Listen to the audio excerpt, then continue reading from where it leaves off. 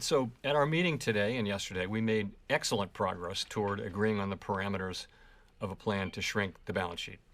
And I'd say we're now in a position to finalize and implement that plan so that we're actually beginning runoff at a coming meeting, and that could come as soon as our next meeting in May. That's not a decision that we've made, but I would say that that's how well our discussions went in the last 2 days.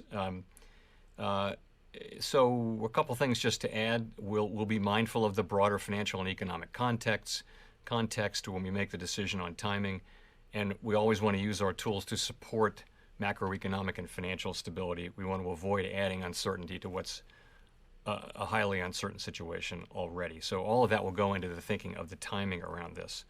In terms of I would say this. I don't want to get too much into the details because we're literally just finalizing them. But the framework is going to look very familiar to people who are familiar with the last time we did this. But it'll be faster than the last time, and of course it's much sooner in the cycle than last time.